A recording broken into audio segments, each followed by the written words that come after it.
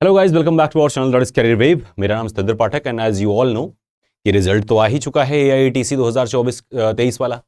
और सबसे खास बात ये रही कि उसमें शानदार प्रदर्शन रहा। लगभग हमने देखा कि 125 बच्चों के आसपास अपने करियर वेव से रहे, जिसमें most of them were actually from super 50। Scorer का भी रिजल्ट इस बार बाकी की तुलना में बहुत बेहतरीन रहा। सिलेक्शन आप लोग बहुत सारे लोग क्वालिफाइड हुए, तो congratulations to all of you.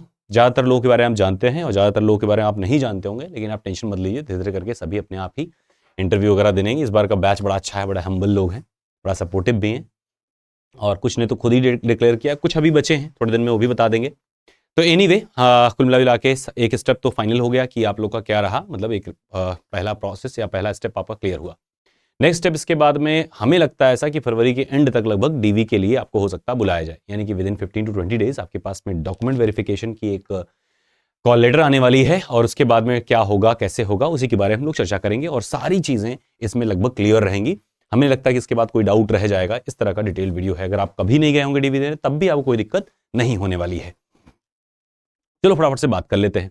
पहली चीज ध्यान रखना है कि DV का जो एक्सपेक्टेड डेट बताया जा रहा है वो मान के चलेगा कि 29 के आसपास में, 29 फरवरी या फिर मार्च फर्स्ट वीक। तो 29 फरवरी ही मान के चलते हैं, 29 फेब के आसपास, ठीक है। और ये एक्सपेक्टेड है 29 फरवरी के आसपास है, ना कि एग्जैक्ट 29 फरवरी है। संभवतः वही हो सकता है डेट रहे, लेकिन फिर भी एक्सपेक्टेड है, तो इस चीज को ध्यान में रखिएगा। एक आध दो दिन का आगे पीछे कई बार देखने को मिल जाता है। इसे रिजल्ट ही हमने बताया आपको 31 तक और आया 2 को, तो ऐसा हो जाता है। अच्छा, उस समय बड़े खामोश हो जाते हैं, क्यों? क्योंकि आप देखे होंगे कि मैंने बता के गए हम 31, अब 31 को तो ऐसे ही हमारे पास मैसेज आ रहे थे भयानक भयानक कि उस समय कुछ बोलते नहीं बन रहा था। अगर मैं आके लाइव बोलता भी कि बेटा ये भी मैंने बोला था कि 2 दिन रुक जाना, वेट कर लेना, तो भी गड़बड़ हो जाता। तो ऐसा ना हुआ करिए। डेस्परेट, हमें पता है कि रिजल्ट आने वाला है, डेस्परेशन आ जाती है, इसलिए हम शांत खुद ही हो जाते हैं। हम कहते देखो आप शांत हो गए नहीं, मैं शांत हो जाता हूँ, फिर आ गया, फिर हम लोग सामने मिले। एनीवे, तो 29 फरवरी के आसपास होने वाला है DV कॉल लेटर। ये जो है एक्सपेक्टेड है कि 15 से 20 फरवरी के आसपास तक एक्सपेक्टेड है कि इसी के बीच में आ जाए। बाकी हो सकता है 2-4 दिन लेट भी हुए, अगर इधर और लेट जाएगा तो ये भी और लेट जाएगा, ठीक है। इसके आसपास तक मेल में आएगा आपका DV कॉल लेटर, ठीक है। DV PM, ये क्या चीज लिखा हुआ है? देखो, DV वाले दिन में 3-4 चीजें होती हैं, जिसमें पहला होता है डॉक्यूमेंट वेरिफिकेशन, ठीक है, जिसके बारे में हम लोग आज चर्चा करने वाले हैं गहनता से, बढ़िया से। दूसरा आपका होता है वॉइस टेस्ट, और एक होता है साइको एक्टिव सब्सटेंसेस टेस्ट, है ना, साइको एक्टिव सबस्ट्रेट या सब्सटेंस टेस्ट। एक्चुअली में यूरिन सैंपल कलेक्ट करते हैं उसी के बिहाफ पे। और लास्ट वाला इस बार एक नया स्टेप है, दैट इज मेडिकल टेस्ट। इस बार मांगा गया है कि मेडिकल सर्टिफिकेट भी लाना है। ये पहली बार इस बार मांगा जा रहा है, नहीं तो बाद में मांगा जाता था मेडिकल सर्टिफिकेट, ठीक है। तो ये भी संभावना है कि आपको लेके जा, संभावना क्या, 100% श्योर है इस बार लेके जाना रहेगा। इंगित है आपके, मतलब स्पष्ट रूप से निर्देशित है आपका जो अभी आया है लिस्ट, ठीक है, रोल नंबर वाला। तो ये कुल मिला के बात रही, जिसपे हम लोग ज्यादा गहनता से चर्चा करेंगे डॉक्यूमेंट वेरिफिकेशन पे, और क्या कैसे रहने वाला है। देखो, पहली बात तो ये है कि जिस दिन भी आपके पास में मेल आएगा, ऑफिशियल जो आपका रजिस्टर्ड मेल है उसी पे आएगा, और उसमें कुछ चीजें रहेंगी। जैसे फॉर एग्जांपल आपको ये भी बताया जाएगा कि जैसे आप जाओगे तो सेकंड AC का आपके पास में जाने और आने का, अगर 80 किलोमीटर से ज्यादा की दूरी है आपके यहाँ से, तो कन्वीनियंस दिया जाता है। 80 से कम है तो वैसे मोस्टली नहीं मिलता, लेकिन मिल जाएगा, आमतौर मिल जाता। अगर मान लीजिए आपका शौक है कि सर मैं तो फ्लाइट से जाऊंगा because I am from the southern part of the India, तो ऐसे में अगर आप फ्लाइट से जाते हैं, तो जहां से आप फ्लाइट से आए यहाँ पे, तो आपको फ्लाइट का टिकट का तो रिम्बर्समेंट नहीं मिलेगा, वापसी नहीं मिलेगी, लेकिन हाँ, सेकंड AC क्लास का ट्रेन का जो किराया होगा उसके बराबर का आपको वापस हो जाएगा पैसा। भले आप फ्लाइट का टिकट जमा कर रहे होंगे, तो आप कोई भी माध्यम से जाइएगा, अगर सेकंड क्लास से ऊपर माध्यम से जाते हैं तो उसी के बराबर का आपको रिम्बर्समेंट, दोनों वे का, 2 वे का रिम्बर्समेंट मिलने का संभावना। कभी कभी एक 1 वे लिख देते हैं, कभी कभी 2 वे, दोनों तरफ का रहता है। आमतौर पर दोनों तरफ का ही रहा, एक बार खाली ऐसा रहा कि 1 वे मिला, ठीक है। तो ये आपका रहा कि उस दिन आपको जाना होगा। कहां जाना होगा आपको? तो इस कॉल लेटर में आपका वेन्यू भी लिखा रहेगा, और वेन्यू आमतौर पे वही रहता है हर बार, राजीव गांधी भवन, सफदरजंग, दिल्ली, ठीक है। तो वहीं पे हर बार होता है, सभी लोग वहीं जाएंगे, आप भी वहीं जाइएगा, ठीक है। तो ये तो हो गई कि कहां जाना है, क्या क्या उसमें रहेगा। यानी कॉल लेटर आएगा DV के लिए, उसमें क्या क्या रहेगा, एक तो आपका हो सकता है उसी टाइम पे या फिर अगली मेल में आपका सेल्फ अटेस्टेशन फॉर्म एक आता है, मैं आपको दिखाऊंगा अभी कैसे रहता है। चेकलिस्ट कभी कभी देते हैं, कभी बार से पिछली बार नहीं दिए थे, तो एक चेकलिस्ट रहता है कि क्या क्या लेके जाना है, किस ऑर्डर में लगाना है उसको, वो भी लिखा रहता है। कभी बार नहीं लिखा रहता, तो हम भी बताने वाले हैं कि क्या क्या चीजें कैसे किस ऑर्डर में रहेंगी। और तीसरा चीज आपका वेन्यू और आपका किराया उराया दिया जाएगा, इस बारे में थोड़ा सा लिखा हुआ मिलता है।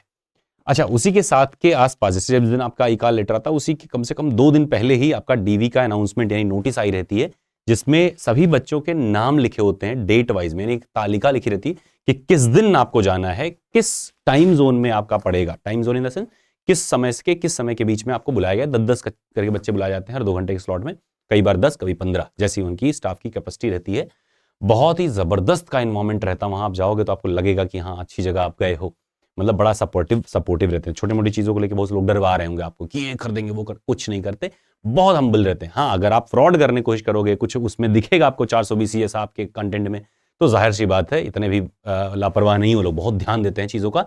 लेकिन अगर देख रहे हैं कि हाँ मानवीय भूल है यानी ह्यूमन एरर कहीं अगर दिखता है, तो उतनी चीजों के लिए आपको अलाउ कर देते हैं। ऐसी बात नहीं, आपको एक्सटेंशन दे देंगे, भाई बेटा मेल से भेज देना डॉक्यूमेंट।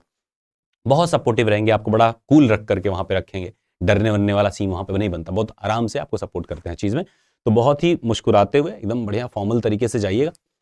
अगर जीन्स टी शर्ट में जा रहे हैं, टी शर्ट तो हमको लग रहा है नहीं जाएंगे ठंडी का टाइम में, जैकेट में ही जा रहे हैं, तो प्लेन पहन के जाइए, प्लेन जीन्स पहन के जाइए, है ना, ब्लू या ब्लैक पहन लीजिए, कोई जरूरी नहीं चकत्ते और रंगदार हरे पीले लाल गुलाबी वाले जीन्स पहन के जाना, ये सब अच्छी चीज नहीं होती। बड़ा बढ़िया ऑफिशियल सा डेकोरम मेंटेन करके, कोई ड्रेस कोड विशेष नहीं होता, लेकिन ऑफिस में जाने का एक dress code by law by nature आपके अंदर, बाई एथिक्स आपके अंदर होना चाहिए कि वो ऐसा आप पहन के जाएं, थोड़ा सा ढंग से जाएं, ठीक है। बाकी हम मिलेंगे उस टाइम पे भी, आपको बताएंगे चीजें कि कैसे क्या करनी है। देखो पहली बात तो ये है क्या क्या लेके जाना होता है। तो जो डीवी कॉल लेटर आपको आई होती है वो तो लेके उसका ही प्रिंट आउट आपको रखना होगा। सेकंड, आपको उसी समय एक 5 फोटोज, लगभग 2-3 की जरूरत होती है, लेकिन कम से कम 5-6 फोटो आप लेके जाएंगे। अगर जो फॉर्म में आपने लगाया था वो है तो और बढ़िया है, अगर वो नहीं है तो फ्रेश भी आप लगवा के जाएं, कोई दिक्कत नहीं आती। वैसे आईडी प्रूफ लेके जाएंगे, आईडी प्रूफ में आधार भी आपका चल जाता है तो आधार ही लेके जाइएगा, है ना, आधार में एड्रेस भी होता है तो आधार ही लेके जाइए। नेक्स्ट देखिए, एडमिट कार्ड लेके जाएंगे। अब यहाँ पे एक छोटी सी डाउट आ रही हुई, कुछ बच्चों ने अपने एडमिट कार्ड गुम कर दिए। गुम क्यों कर दिए? क्योंकि वहां पे तो सबमिट हो जाता है, अब उन्होंने 2 कॉपी तो निकाली नहीं थी। लेकिन आपको ध्यान रखना चाहिए, जब आप प्रिंट निकलवा रहे थे या निकलवाए जहां से, तो कैसे निकलवाए थे? आप पेन ड्राइव लेके गए होंगे, मेल किए होंगे, व्हाट्सएप किए होंगे, तो कहीं ना कहीं आपके मोबाइल में डाउनलोड कर गए होंगे। तो बहुत rare of the rarest chance ऐसा रहता है कि आप एडमिट कार्ड गुम कर दिए होंगे, लेकिन हाँ मिल जाते हैं ऐसे भी तेजस्वी लोग। तो अगर मान लीजिए आपके ने एडमिट कार्ड गुम कर दी, बहुत ज़्यादा परेशान ना होना, एक बार खोजने की कोशिश पूरा करना, अगर नहीं मिलता है रोना धोना मत, सीधे जाना सेंटर पे, वो दे देंगे निकाल के, बस थोड़ा सा आपको डिले लेना का, थोड़ा डांट वाट सुन लेना, मिल जाता है, ऐसी कोई दिक्कत वहां पे नहीं होती, मिल जाता है। कई बार तो आपका लॉगिन पैनल अगर खुलता है तो वहीं डाउनलोड हो जाएगा। लेकिन हाँ अगर नहीं होता आपके पास, टेंशन नहीं लेना ज़्यादा, लेकिन कोशिश करना कि आपको मिल जाए, आपके पास में रहे एडमिट कार्ड, ठीक है। दूसरा क्या है, अगर आपके पास फॉर्म की प्रिंट कॉपी है तो वो भी लेके जाइएगा। अगर नहीं है, यानी फॉर्म अगर आपने सेव कर रखा है तो लेके जाइए, अगर नहीं रखा है कोई बात नहीं, ठीक है, ज़्यादा परेशान नहीं होना। फिर इसके बाद इस बार का क्या है कि मेडिकल सर्टिफिकेट लेके जाना है, अपने जो भी डिस्ट्रिक्ट हैं वहां के सीएमओ से साइन रहती है, मुहर रहती है, या फॉर सीएमओ होता है। फॉर सीएमओ इससे मतलब ब्लॉक लेवल पे भी आपके यहाँ रहते हैं, जो इन्होंने ये फॉर्मेट देंगे उसमें आपका। तो जब फॉर्मेट देंगे जो मेडिकल सर्टिफिकेशन का, उसमें कुछ चेकलिस्ट रहती है, जैसे ग्लूकोज कितना है, शुगर का, जैसे शुगर का लेवल, डायबिटीज का लेवल, आंखों का टेस्ट, ऐसे करके कुल मिला के कहीं कभी भी 7 कभी कभी 12, इनके में हो सकता संभावना है 12 रहेंगे।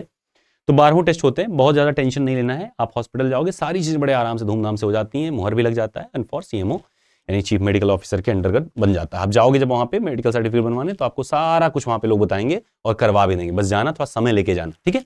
ये मान के चलना कि सरकारी काम में थोड़ा टाइम लगता है, ठीक है। तो मेडिकल सर्टिफिकेट आपको बनवा के लेके जाना है। अगर मान लीजिए आपके पास कोई इशू है, स्पेक्स है, तो टेंशन नहीं लेना, स्पेक्स अलाउड है, बस चश्मे के साथ आपको दिखाई देता हो। समस्या ये है कि मान लो आपने चश्मा टेस्ट ही नहीं कराया, चश्मा आप लगाते हो बट आपने 1 साल से चश्मा टेस्ट ही नहीं कराया आई, तो दिक्कत है। क्योंकि अगर मान लीजिए वहां पे आपकी vision test just in case कहीं हो गया और आपने ध्यान नहीं दिया, जब आपको ध्यान होगा, जब आपको चश्मा लगा था, आपको नहीं पता होता कि आपको क्या दिक्कत। अंधे को नहीं पता होता प्रकाश क्या है। Do you get my point? मतलब हेटिंग नेचर नहीं, बस ऐसे बता रहे हैं कि जो उसने कभी लाइट को देखा ही नहीं, उसको आप समझा भी नहीं सकते जब तक वो देखेगा नहीं। Same goes with the eyes also, या ईयर्स ऑल्सो। जब आप सुन ही नहीं रहे हो काफी दिन से, या धीमा सुन रहे हो, तो आपको पता नहीं चलता कि धीमे धीमा सुन रहे हो, क्योंकि आपके पास में रेफरेंस पॉइंट नहीं रहा ना। फिर जब इस दिन आपको मशीन लगती है, अच्छा इतना तेज सुनाई देता है, सेम ऐसे आंखों के साथ में होता है कि एक बार टेस्ट जब आप कराओगे, चश्मा सही लगेगा तो कहोगे, इसका मतलब मुझे दिखाई नहीं देता था सही से। तो इसीलिए एक बार आई टेस्ट दोबारा करवा लीजिएगा, सो दैट कि आपके चश्मे के साथ आपकी 6x6 की विजन रहे। A1 सर्टिफिकेशन जैसी हालात कोई बन पाए। 10th की मार्कशीट और सर्टिफिकेट दोनों लेके जाना है। 10th की मार्कशीट जिसमें आपका डेट ऑफ बर्थ, यानी डेट ऑफ बर्थ के कंफर्मेशन के लिए, यानी आपकी एज कंफर्मेशन हमेशा आपकी 10th के मार्कशीट से ली जाएगी, और उसका सर्टिफिकेट भी कभी कभी एक के में रहता है अटैच, तो कोई दिक्कत नहीं, अलग अलग है, दो अलग अलग लेके जाइए। एक चीज का बहरहाल ध्यान रखिए, अगर छोटी मोटी टाइपो एरर है तो उसके लिए आपके पास में एक बोनाफाइड बनवा के एफिडेविट बनवा सकते हैं, या बोनाफाइड। एफिडेविट का मतलब होता है शपथ पत्र जो स्टाम्प पेपर बनता है। बोनाफाइड का एफिडेविट जो होता है हलफनामा या बयान हल्फी ऐसे करके बोलते हैं इसको, तो स्टैम्प पेपर बनता है। जबकि बोनाफाइड मतलब शपथ पत्र होता है, वो कोई भी इंस्टीट्यूट पे या अपने से या सेल्फ से भी लिख करके आप बेहतरीन लिख करके दे सकते हैं। ठीक है, तो अगर कोई एरर है तो आप बता सकते हैं, तो 7-8 दिन में वो करेक्ट आप करवा के आप वापस दे देंगे। अभी बल्कि टाइम है, तो अगर आपके मान लीजिए 10th या 12th के मार्कशीट में कहीं भी टाइपो एरर आपको दिख रहा है, स्पेलिंग मिस्टेक दिख रही है, कई लोग तो होते हैं पास होने के बाद देखते ही नहीं, जब डीवी कराने जाते हैं तब पता चलता है अच्छा एरर है, मेरे नाम में इसमें पाठक नहीं है, इसमें पाठक है। ऐसी इश्यूज आ जाती है, मतलब टाइटल नहीं है, किसी में है। मम्मी के नाम में इशू लगभग चल जाता है, पापा के नाम में इशू थोड़ी समस्या क्रिएट करता है, आपके नाम में इशू दुनिया पलट देता है। तो अपने नाम में इशू है तुरंत सही कराइए, पापा के नाम में इशू है कोशिश करिए कि सही करा लीजिए, मम्मी के नाम में इशू है तो चल जाएगा, थोड़ा एक्सटेंशन मिल जाएगा, लेकिन कोशिश करिएगा कि वो भी सही करा लिए, इशू क्यों रहना। ठीक है, तो 12th मार्कशीट सर्टिफिकेट अगर एक साथ है तो ठीक है, अगर अलग अलग है दोनों अलग अलग लेके जाएंगे। बीटेक बीएससी अगर आप करें हैं तो हर सेमेस्टर की marksheet, final marksheet as well as degree certificate, क्या बात समझ पा रहे हैं? हर सेमेस्टर की मार्कशीट, फाइनल की मार्कशीट, डिग्री सर्टिफिकेट। कहीं कहीं कॉलेज में ऐसा होता है कि होते एग्जाम सेमेस्टर वाइज हैं, रिजल्ट भी सेमेस्टर वाइज आता है, लेकिन वो नेट पे दिखाता है, जब उनका मार्कशीट आता है तो ईयर वाइज आता है, तो कोई दिक्कत नहीं, जितना आया है उतना लेके जाना है। ठीक है, एक्स्ट्रा आपको कॉलेज प्रोड्यूस करके नहीं देगा, तो जितना आपका आया है, ईयरली आया है तो ईयरली लेके जाइए, सेमेस्टर वाइज अगर आपके पास मार्कशीट आई है तो सेमेस्टर वाइज लेके जाइए, फाइनल भी लेके जाइएगा, डिग्री भी लेके जाइएगा, इतनी चीजें आपको लेके जानी होंगी। अब एक समस्या और आती है कि मान लीजिए आपके पास में फिजिक्स और मैथ्स जैसा कोई लिखा नहीं है, जैसे आप में लिखा है इलेक्ट्रोमैग्नेटिज्म कोई एक चैप्टर, कैलकुलस एक सब्जेक्ट लिखा हुआ, लेकिन फिजिक्स मैथ कहीं नहीं दिख रहा है। इन दैट केस परेशान होने के बजाय आप कॉलेज के लेटर स्टाम्प जो पेपर होता है ना कॉलेज का, लेटर हेड जैसे आप कहते हो, उसी पे आप एक बोनाफाइड बनवाएंगे। जैसे कॉलेज उस पर लिख के देगा to whom it may concern, मेरा लाइन ध्यान रखना, to whom it may concern, नीचे लिखा जाएगा मिस्टर, आपका नाम पूरा रहेगा, then son of, daughter of, ये लिख करके किस सेशन के आप छात्र रहे वो लिखा जाएगा, this session been student of this college, that is पूरे कॉलेज का नाम रहेगा, have gone through a full course, full regular course, and had या have passed out in this year, है ना, या qualified in this year, and undergone with following, undergone with, फिर ऐसे रहेगा सब्जेक्ट कोड और सब्जेक्ट का नाम, जैसे लिखा जाएगा जैसे 32 या 132 मान लो सब्जेक्ट कोड है, कैलकुलस का 132 कैलकुलस, 166 डिफरेंशिएबिलिटी, ऐसे करके आपने 4 सब्जेक्ट लिखे, which comes under mathematics, which comes या considered as, which is considered as mathematics. फिर मान लीजिए थर्मोडायनामिक्स या इलेक्ट्रोमैग्नेटिज्म सब्जेक्ट कोड के साथ में, as indicated in this semesters exam marksheet, तो आप उस सेमेस्टर के मार्कशीट का भी रेफरेंस चाहें तो डाल सकते हैं उसमें, is considered as physics, we wish him the brightest future, ऐसे करके बस इतना ही। अगर 3 लाइन हो, एक में आपका छोटा सा परिचय, पहला लाइन, दूसरे लाइन में आपका जो ये सब्जेक्ट्स हैं वो बिलोंग करते हैं मैथ्स से, ये बिलोंग करते हैं फिजिक्स से, तीसरे लाइन में we wish him all the best, फिर फॉर अगर डायरेक्टर या डीन से हो जाता है द बेस्ट है, रजिस्ट्रार से हो जाता है तब भी कोई दिक्कत नहीं, स्टाम्प होनी चाहिए, साइन होनी चाहिए, लेके आइए, धूमधाम से चलेगा। ठीक है, फिर इसके बाद में आता है कोटा सर्टिफिकेट। ये वाले पे आपको थोड़ी सी अलग से हमारे साथ चर्चा करनी पड़ेगी। क्या होता है कोटा सर्टिफिकेट? तो कोटा का मतलब होता है कि जब भी आप किसी तरीके से भी कोई बेनिफिट लेने की कोशिश करते हैं जो आमतौर पे नहीं दी जाती है, तो आप क्या करते हैं, किसी स्पेशल कंडीशन की वजह से आप कोई बेनिफिट ग्रांट करवाते हैं। जैसे फॉर एग्जांपल कोटा में कई सारे आते हैं, जैसे मान लीजिए आप एक्स सर्विसमैन है, तो भले ही एज लिमिट क्राइटेरिया जो भी लिखी गई हो उसके बियॉन्ड में आपको स्पेशल बेनिफिट मिलते हैं।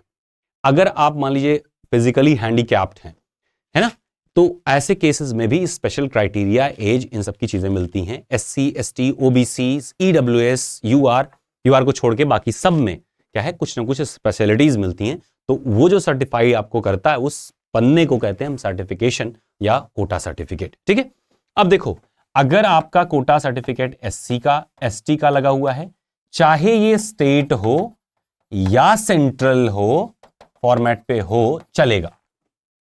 हाँ, कोशिश करें कि वो सेंट्रल हो, अगर हो जाए तो ठीक है, अगर स्टेट है तो कोई दिक्कत नहीं है आपको। अगर मान ली, वैसे आमतौर पे एक्सेप्ट हो जाता है, लेकिन जस्ट इन केस मान लीजिए बहुत rare of the rarest condition में जो वहां रजिस्ट्रार रहा, मुंह बना लिया, कहा देखो बेटा अब तो ठीक है लेकिन सेंट्रल होना चाहिए था, तो ऐसे केस में आपको 7 दिन का टाइम देगा, मेल आईडी देगा कि बेटा 7 दिन में इस मेल आईडी पर ये भेज देना। अब 4-5 दिन में आप बनवा के भेज दोगे, क्योंकि बनवाना थोड़ी होता है, बहरहाल खाली फॉर्मेट चेंज कराना होता है, वो फॉर्मेट भी देंगे किस फॉर्मेट बनवाना है, तो आप करके देख लेना। बहरहाल वैसे लीगली अगर देखा जाए तो reservation is the subject matter of state. जैसे आप देखोगे बिहार में किसी धर्म समुदाय को 70% दे दिया आरक्षण, किसी को 30 दे दिया, भाई कई कई जगहों पे संविधान से ऊपर जाकर के स्टेट अपने स्तर पे जो अपने सब्जेक्ट हैं उस पर नियम बनाते हैं। तो क्योंकि स्टेट ग्रांट कर रहा है चीज, तो इसमें अगर स्टेट का कोटा है तो वही वैलिड माना जाता है। 2018 या 19 के बाद में ये चीजें हर जगह लागू होने लगी कि स्टेट भी चलेगा। तो कई बार ऐसा देखा गया कि कोई इशू नहीं है, लेकिन मगर जिन केस बहुत रेयर ऑफ द रेयरेस्ट में ऐसा कुछ होता है, परेशान अभी से बनवाना चाहें बनवा लीजिए, नहीं बनवा पा रहे हैं तो परेशान नहीं होना है। उस समय भी 7 दिन का टाइम मिल जाएगा, 3 दिन का टाइम मिल जाएगा, तो आप क्या करेंगे, मेल पे उनको बाद में भेज देंगे उस फॉर्मेट का, वैसे चल जाता है। ठीक है, जहां तक उम्मीद है, उम्मीद क्या मतलब जहां तक हमेशा से लगभग रहा है उस हिसाब से चल जाता है। तो एससी एसटी स्टेट या सेंट्रल किसी फॉर्मेट का चल जाता है, कभी का बना हो चल जाएगा। अब अगली बात आती है ईडब्ल्यूएस की।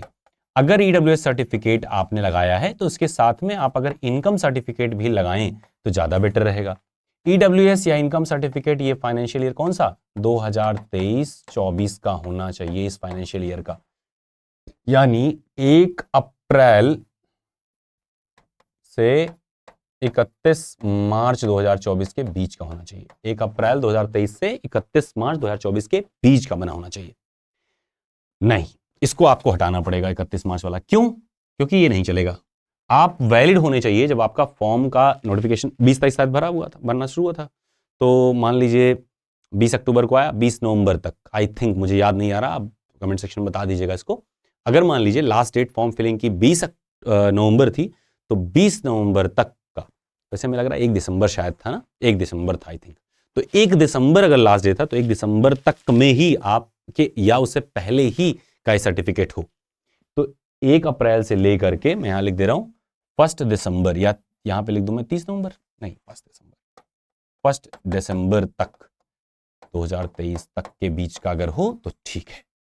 Same goes with also the OBCs NCL non creamy layer के लिए भी, कि 1 अप्रैल से लेके 1 दिसंबर 2023 के बीच का हो। अदरवाइज आप कॉमन कैटेगरी वाले कंसीडर कर लिए जाएंगे, यानी अनरिजर्व्ड कैटेगरी, या जैसे आप जनरल कहते हो, उसमें कंसीडर करे जाएंगे। आपको एज बेनिफिट नहीं मिल पाएगा। जैसे ईडब्ल्यूएस को तो एज बेनिफिट वैसे भी नहीं मिलता है, तो इनमें जो क्वालिफाइंग कट ऑफ है क्राइटेरिया वो नहीं मीट कर पाएगा, ओपन में करना पड़ेगा। और इनमें जो है, इनमें ये दिक्कत आ जाती है। बहुत rare of the rarest cases में ऐसा हो जाता है कि लोग अपने मजिस्ट्रेट से लिखवा के लेके चले गए। अब मजिस्ट्रेट का आदेश हमेशा राष्ट्रपति द्वारा अगर कोई चयनित या नियुक्त किया गया कोई भी अधिकारी अगर कुछ लिखता है तो उसमें कुछ बात में दम तो होती है। तो कुछ बच्चे ऐसा करते हैं कि भले उनका पुराना रहा हो, कुछ वजह बता करके मजिस्ट्रेट ऑफिस से मजिस्ट्रेट द्वारा लिखवा करके लेके चले जाते हैं, और कई देशों में मान्य भी हो जाता है। ऐसी कोई समस्या वाली बात नहीं रहती। बहुत बार ऐसा हुआ है कि मान्य कई डिपार्टमेंट में हो जाता है, संभावना उसकी भी रहती है। लेकिन हमें इतनी उम्मीद है कि इतनी बार बताने के बाद, मैंने कई बार बताया इस चीज़ को, तो आप लोग करे जरूर होंगे। यानी 1 दिसंबर यानी लास्ट डेट से, यानी फॉर्म फिलिंग का लास्ट डेट, नोटिफिकेशन का लास्ट डेट तक आप अपने फॉर्म, अपनी जो योग्यताएं हैं वो रख चुके होंगे। ठीक है, तो ये हो गया ओबीसी एनसीएल का, ईडब्ल्यूएस का। एससी एसटी में कोई ऐसी बाध्यता नहीं है। एज लिमिट आपको पता होगा, इसमें आई थिंक 5 साल का रिलैक्सेशन था, तो 32 साल। इसमें ईडब्ल्यूएस में कोई रिलैक्सेशन नहीं था। ओबीसीज के लिए 30 साल तक का रिलैक्सेशन था, तो 30 साल से ऊपर के आप नहीं होने चाहिए नोटिफिकेशन के लास्ट डेट तक। ठीक है, तो ये कुल मिला के हमने बात कर ली आपसे कोटा सर्टिफिकेट्स में। अब आता है सेंट्रल वर्सेस स्टेट, तो दोनों चल जाता है, कोई दिक्कत नहीं। अगर आप बनवा पाइएगा तो सेंट्रल बनवा लीजिएगा। अगर मान लीजिए कॉल लेटर के साथ लिख के आता कि हमको सेंट्रल फॉर्मेट वाला चाहिए, तो कोई टेंशन नहीं है, बहुत आराम से धूमधाम से बन भी जाता है, बहुत ज्यादा परेशान नहीं होना है। नेक्स्ट देखिए एनओसीज की बात। अगर अब मान लीजिए आप कहीं किसी जगह पे किसी संस्था में आप काम कर रहे हैं जो कि सरकारी है, या पीएसयूज हैं, या कोई बड़ी फर्म है जो आपका सोशल सिक्योरिटी अकाउंट वगैरह यानी ईपीएफ अकाउंट वगैरह ईपीएफओ में खुलवा के रखी है, इन दैट केस, या किसी भी स्कीम का आप हिस्सा रहे जहां पे आपका जो एक्सपीरियंस है वो गवर्नमेंट डिपार्टमेंट से साझा हुआ है, इन दैट केस आप जिस भी डिपार्टमेंट में काम कर रहे हैं वहां से एनओसी, अब मान लीजिए कहीं आप टाइपिंग का काम कर रहे थे तो उससे कोई दिक्कत नहीं, टाइपिंग का काम मतलब छोटे मोटे जगह पे किसी स्कूल में छोटे मोटे जाके कर रहे थे, एक बधुआ मानदेय वाली सैलरी पा रहे थे तो उसमें कोई दिक्कत नहीं। लेकिन हाँ, अगर किसी अच्छे फॉर्म में सारी बेनिफिट उठाते हुए आप वहां पे थे तो ऐसे में आपको वहां से नो ऑब्जेक्शन सर्टिफिकेट लेके आना होता है। बहरहाल एक चीज और ध्यान रखनी है कि अगर मान लीजिए आपका प्रोबेशन पीरियड है तो कोई दिक्कत नहीं होती, प्रोबेशन पीरियड में एनओसी नहीं मिलती है और ना ही लगती है। तो अगर वो मेल पे आपका जो अपॉइंटमेंट लेटर उसमें लिखा रहेगा प्रोविजन पीरियड, आपका ज्वाइनिंग डेट वगैरह लिखा रहेगा, अगर वही फॉर्मेट लेके चले आते हैं तो कोई दिक्कत नहीं होगी। कुछ लोगों का जैसे बाद में क्वालिफाई हुआ, एग्जाम के टाइम पे ही कहीं ज्वाइनिंग करे हैं, कुछ बच्चे हैं ऐसे, तो उनको क्या करना है, जो भी आपकी ज्वाइनिंग लेटर थी वो लेके आइएगा और साथ में जहां प्रोविजन वाला कॉलम है वो फॉर्म फॉर्मेट भी लेके आइएगा और वो वाला हाईलाइट करके दे दीजिएगा, कोई दिक्कत नहीं होगी। प्रोविजन पीरियड में एनओसी ना मिलती है ना लगाई जाती है। ठीक है, अब देखिए आपके पास में अटेस्टेशन फॉर्म होगा, मैं दिखाऊंगा कैसा होगा, वहीं से आता है। तो उस अटेस्टेशन फॉर्म के 2 कॉपियां लीजिए या 3 ले लीजिए, निकाल लीजिएगा, 3 प्रिंट निकाल लीजिएगा। एक में ढंग से जैसा आपको लगता है वैसा भरवा लीजिएगा।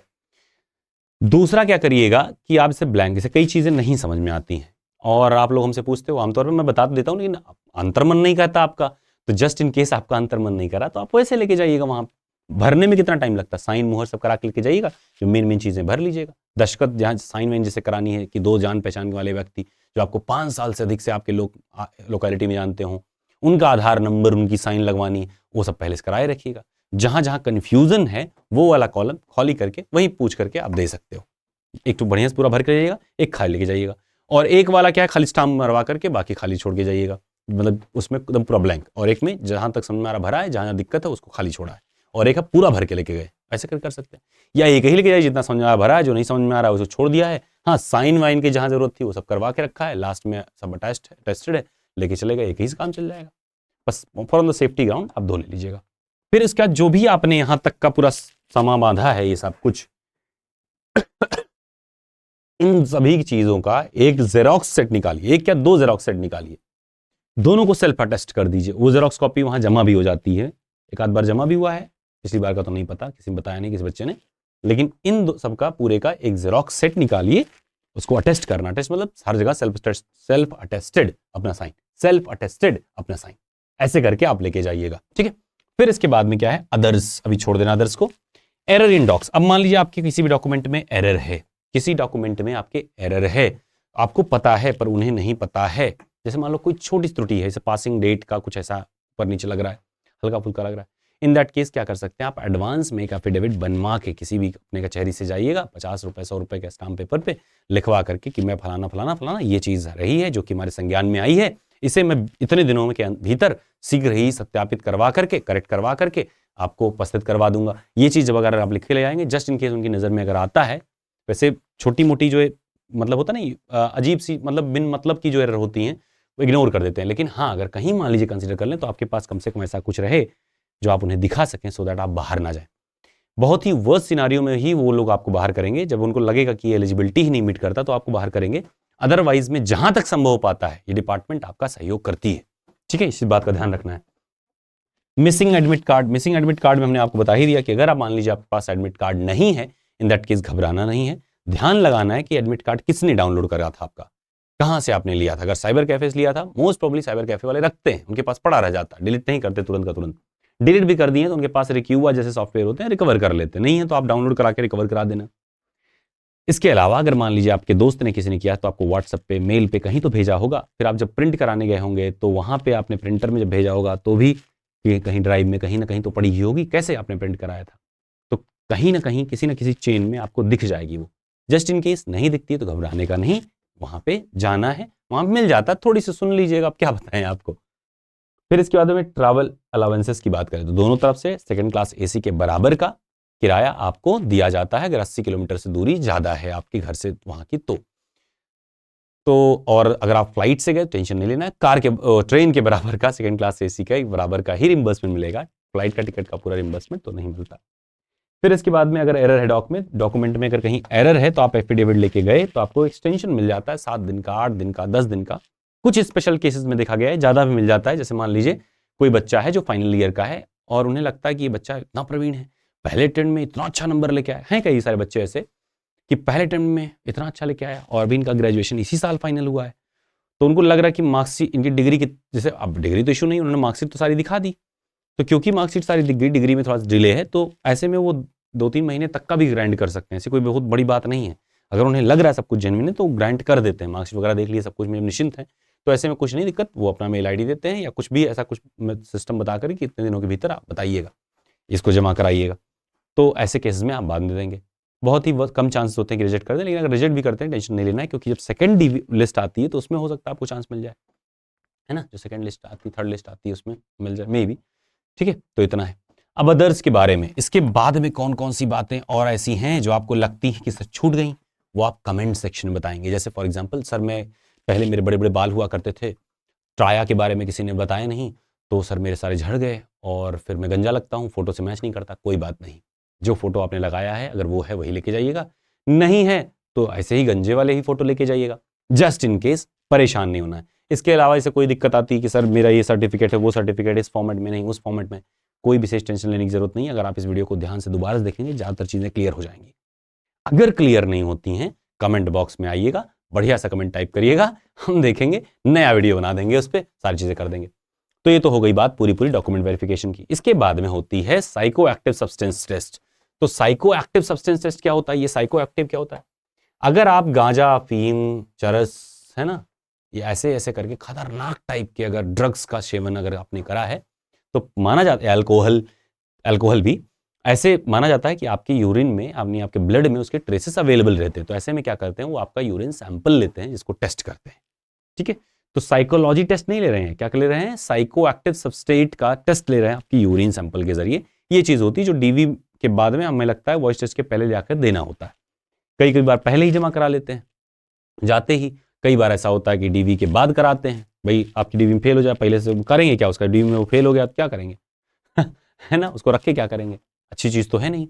तो ऐसे में क्या करते हैं, वो डीवी के बाद भी कलेक्ट कर सकते हैं। तो डिपेंड करता है, कई बार डीवी के बाद कलेक्ट किए, कई बार वॉइस टेस्ट के बाद कलेक्ट किए। तो आमतौर पर वॉइस टेस्ट में ज़्यादातर लोग, बहुत रेयर चांस है कि कोई छटता है, तो डीवी के बाद में ही कलेक्ट कर लेते हैं। उस डिपार्टमेंट डिसाइड करता है कब करेंगे, लेकिन कलेक्ट करते हैं सैंपल, ये चीज़ ध्यान रखना है। ठीक है, तो ये साइको टेस्ट। मेडिकल का हमने बता ही दिया। अब बचा है वॉइस टेस्ट। वॉइस टेस्ट पे एकदम डिटेल एक वीडियो पड़ी हुई है, जो पहले काम आती थी, जिस तरह हुआ करता था। फिलहाल कुछ चीज़ें बदली हैं, अब तो बहुत आसान हो गया था, लेकिन इस बार थोड़ा सा बदलाव होने की उम्मीद है। जैसा कि खबर मिली है अभी तक, थोड़ी सी चांस, कुछ चीज़ें बदली हैं, तो उस पर हम एक बार थोड़ा सा बढ़िया से डिटेल ले करके, जैसे जानकारी थोड़ी पक्की हो, तो उसके बाद हम उसे बना दें। इसे डिले थोड़ा सा कर रहे हैं, तो अभी कोई जल्दबाजी नहीं है। हाँ, जाते जाते मैं कुछ 2-3 चीज़ें आपको बता दूं कि अगर आपको वॉइस टेस्ट के लिए तैयार होना, 2 चीज़ों का ध्यान रखिए। कि एक पहली बात तो ये है, कोई भी न्यूज़पेपर, द हिंदू न्यूज़पेपर खास करके, या कोई भी इंग्लिश की न्यूज़पेपर, आप थोड़े से तेज स्वर में पढ़ना कोशिश करिए। वी के प्रोनाउंसिएशन में, जे के, बी के, बी, वी, जे, एक्स, इन सब के शब्दों में, शब्दावली में थोड़ा सा अपना देखिए कि उच्चारण कैसा है और वो कैसा करते हैं। दूसरा, अल्फा, बीटा, चार्ली, डेका, ये सब वर्डिंग जो हैं, इन सब के भी प्रोनाउंसिएशन जो है अलग होते हैं, और हो सकता है आप अलग कर रहे हो। तो आप देखेंगे तो यहाँ पे आपको ATC कोड्स फॉर ABCD ऐसे करके आप देखेंगे, मिल जाएगा आपको। तो उसका एक बार थोड़ा सा रट लीजिए, कैसे क्या कहते हैं। रटना नहीं है, बस देख लेना कैसे क्या कहते हैं, क्योंकि पैराग्राफ में कहीं मिल गया आपको, आप पढ़ ही नहीं पा रहे हो सही से कि ब्रावो बोलना है कि बीटा बोलना है ना। तो समस्या ये आ जाती है। तो ऐसे में आप एक बार देखे रहोगे तो आपको सब पढ़ने में समस्या नहीं होगी। मतलब आवाज़ जो ऐसी होनी चाहिए, ट्यून होनी चाहिए, वो चीज़ क्लियर रहेगी। क्या बात समझ पा रहे हैं? तो इसीलिए इन सब चीज़ों के लिए तैयार रहने के लिए आपको क्या करना है? पहली चीज़, आपकी सांस बढ़िया रहे, इसके लिए अगर आपके घर में शंख है, शंखों को बजाते रहिएगा।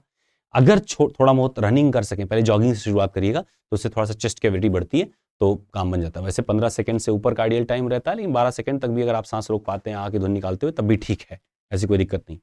हड़बड़ाहट या हकलाहट, ये स्टटरिंग या स्टैमरिंग जैसी समस्या नहीं होनी चाहिए। अगर आप हड़बड़ाते ज़्यादा हैं तो थोड़ा सा कपालभाति, प्राणायाम, अनुलोम विलोम वगैरह करते रहिए, धीरे धीरे करके वो भी सही हो जाएगा। फिलहाल आज के लिए सेशन इतना ही था। वॉइस टेस्ट के लिए हम बाद में वीडियो बनाएंगे, 1-2 दिन में बनाएंगे, जैसे थोड़ी सी क्लैरिटी मिल गए, ताकि पक्की रहे, फिर दोबारा ना बनाने पड़े कि अपडेट आया आप दोबारा बनाना पड़ रहा है। तो एक पक्का रहे, उसी पे एक वीडियो बना देंगे। तब तक लेकिन ये 2 चीज़ें, यानी कि एक न्यूज़पेपर रीडिंग, थोड़ा सा अपने सांस के लिए एक्सरसाइज, ये 2 चीज़ें अभी से शुरू कर दीजिए। और कुछ लोगों की आदत है, पढ़ते समय वो अपना लिप मूव नहीं करते, बोलते तो तेज हैं लेकिन मुंह नहीं खुलता।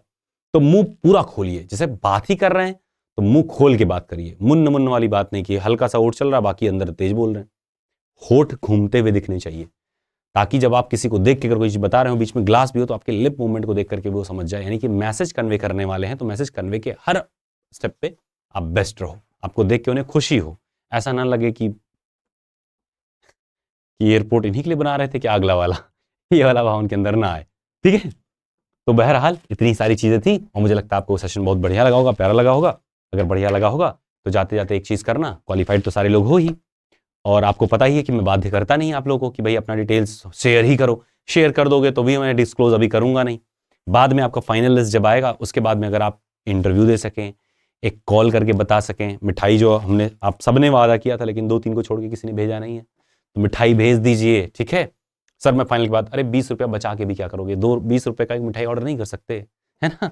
अगर आपको ज़रा भी फायदा हुआ है कैरियर वेव की टीम से तो 20 रुपये की 2 पीस मिठाई, है ना, ऑर्डर कर देना। 30 रुपये डिलीवरी, 20 वो 50 रुपये खर्चा आएगा। लखनऊ के ही किसी रेस्टोरेंट से, लखनऊ में ही यही कैरियर वेव। एड्रेस कैसे मिलेगा सर, गूगल मैप खोलना, उसमें कैरियर वेव डालना, कैरियर वेव लखनऊ, आपको मिलेगा एड्रेस। उसी एड्रेस पे आप ऑर्डर कर देना, नंबर में आप यही वाला 7525 वाला नंबर डाल देना। ठीक है, तो मिल जाएगा, या फिर एक बार कनेक्ट कर लेना उसी नंबर पे कॉल करके, जो भी उठाएगा बता देना सर मैं मिठाई ऑर्डर करने वाला हूँ।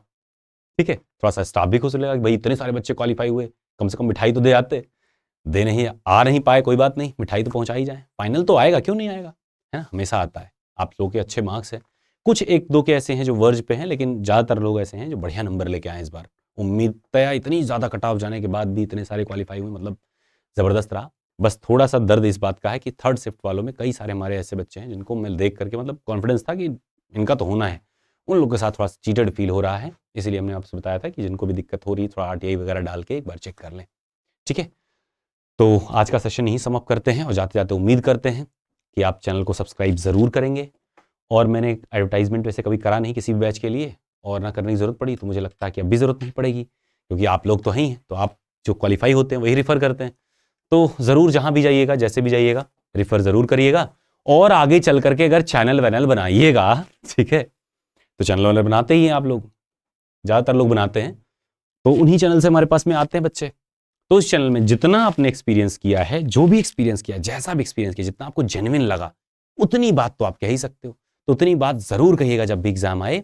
रेफर करने की बात हो तो कोशिश करिएगा कि पैसे वैसे के चक्कर में, क्योंकि कई लोग होते हैं कहते हैं हमसे 50% लेना, 40% कमीशन ले लो, बस मेरा प्रमोट कर देना। आते हैं प्रमोशनल ऑफर ले लेना, लेकिन ऐसे प्रमोशन ऑफर से बचना जहां किसी की जिंदगी दांव पे लग रही हो। ठीक है, आप तो 40% 50% किसी शेयर मांग करके उनको प्रमोट कर दोगे, लेकिन जो बच्चा वहां जाएगा ना और उसकी ज़िंदगी ख़राब होगी, आप अपने आप को रख के सोचो कि आप पे पढ़ रहे थे, कैसे कैसे दर दर भटके, कितना डिप्रेशन में रहे। मैं जितने लोगों से बात किया हूँ हर एक को जानता हूँ, मतलब मैं फील कर लेता हूँ उनकी भाषा सुन के, हवा मतलब जो सांस आती है। भी जो लोग फेल हुए, चाहे कोई और समझे ना समझे, मुझे पूरा समझ में आता है। ठीक है, तो इस बात का हमेशा ध्यान रखें कि अगला कैंडिडेट भी एक एस्पिरेंट है, जिसकी ज़िंदगी, इसके परिवार की हर चीज़ दांव पे लगी हुई है। तो थोड़े पैसों के चक्कर में कभी नहीं, कभी भी उल्टा पुल्टा प्रमोट नहीं। आपको लगता है मेरा गड़बड़ है या नहीं सपोर्ट करने लायक लगता है, रेफर करने लायक, मत करिएगा, लेकिन कभी भी गलत चीज़ का कहीं भी प्रमोशन ना करिएगा, क्योंकि हमें पता है आने वाला युग डिजिटल है, आप यूट्यूब पे जाओगे सेलिब्रिटी बन जाओगे। So keep that thing in mind, है ना। Word to word, mouth to mouth जो पब्लिशिंग होती है वो सबसे ज़्यादा रहती है। कभी ऐड नहीं हुआ, फिर भी अपने पास इतने सारे लोग रहे, बड़ा प्यार द्वार रहा। बहुत rare of the rarest case में कोई गड़बड़ कमेंट आते हैं, और वो भी ज़्यादातर आप ही लोग टैकल कर लेते हो, बंदा खुद ही डिलीट कर देता है। तो इससे ज़्यादा हमको क्या चाहिए, बस जाते जाते सब्सक्राइब करके जाइएगा, और कहीं भी कोई भी दिक्कत हो किसी भी स्टेप में तो हमें हमेशा याद रखिएगा। और मैं उम्मीद करता हूं कि जितने लोग पहले बैचेस के भी क्वालिफाइड हैं, जो अगर ये बैच देखें, ये वीडियो देखें, क्योंकि वो देखते हैं इन तरह के वीडियोस को, तो एक बार ज़रूर याद करिएगा। मुझे कभी किसी बात का बुरा नहीं लगता। आप खाली खाली कितना क्या करना है, कॉल करना है, हेलो बोलना है, कैसे हैं सर, बस इतना बोल देते हो, मतलब जो खुशी मिलती है क्या बताएं। तो अपना नेचर कभी मत बदलिए, हम्बल आप पहले से थे, हम्बल ही बने रहिए। आप आ सकते हैं, बहुत बढ़िया है। आपने वादा कर लिया आने का कि सर आऊँगा जरूर, लेकिन समय परिस्थिति बदल जाती है, आप नहीं आ पाते हो, तो इसमें कोई बुरा मानने वाली थोड़ी बात है। आप नहीं आ पाए, कोई बात नहीं, हमें बताइए, हम आएंगे। तब भी अगर नहीं हो पाता मिलना तो कोई बात नहीं, फ़ोन अगर बात हो सकती तो बात तो कर सकते हैं। नहीं बात हो सकती, कभी सोते समय या कहीं भी बैठे हो, एक मैसेज तो डाल ही सकते हो ना। तो इतना तो करना ही चाहिए, और मुझे लगता है ह्यूमैनिटी के नाते इतना करना चाहिए। व्यक्तित्व बदले तो ठीक, लेकिन व्यक्ति ही नहीं बदलना चाहिए, है ना, कि व्यक्ति ही ना बदल जाए। व्यक्तित्व तो ठीक है, थोड़ा बहुत अप डाउन चलता ही रहता है समय के साथ। ओके, तो हंसते रहिए, मुस्कुराते रहिए, पॉजिटिव होप रखिए। जिनके हुए वो भी कॉन्फिडेंट रहें, लेकिन किसी को नीचा दिखाने से बचें, और दहेज वहेज के चक्कर में ज़्यादा मत पड़िएगा। है ना। दहेज वहेज तो आप जिंदगी में आपकी इतनी कीमत है कि आप खुद ही कमा लोगे।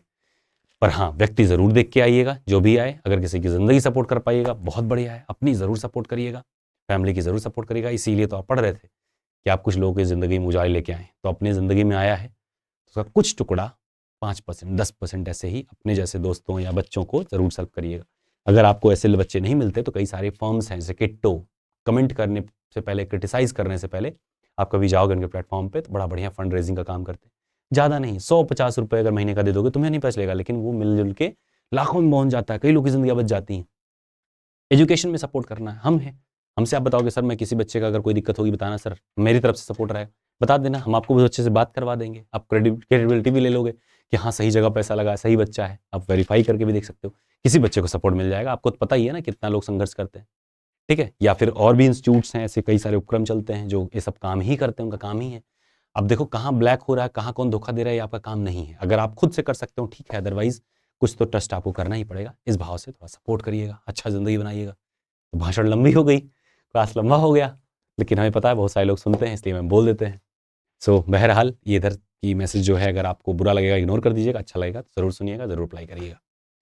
थोड़ा सा कोशिश करिएगा पॉजिटिव रहने का। Wish you all the best, take care, bye bye. Like ज़रूर करिएगा, सब्सक्राइब अगर नहीं किया तो कर दीजिएगा, ठीक है। शेयर भी कर दीजिएगा इधर उधर, है ना, क्योंकि आपकी तरफ से लास्ट ही है, अब कहाँ आने वाले हैं आप लोग हमारे पास बार बार, ठीक है। Okay, wish you all the best, bye bye, take care.